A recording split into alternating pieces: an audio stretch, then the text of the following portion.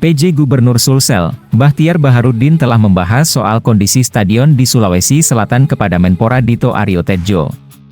Bachtiar mengaku telah menyampaikan aspirasi masyarakat Sulsel kepada Menpora Dito soal pembangunan stadion di Sulsel.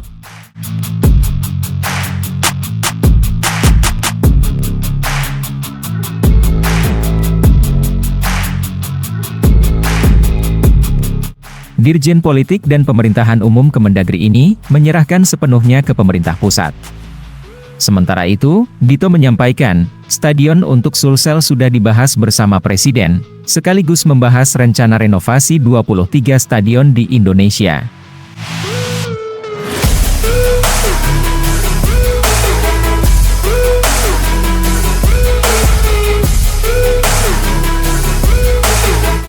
Soal Stadion Mato Anging, yang tak dianggarkan dalam APBD perubahan, Dito menuturkan bahwa berdasarkan penyampaian Gubernur, Sulsel mengalami defisit sehingga stadion sulit dianggarkan.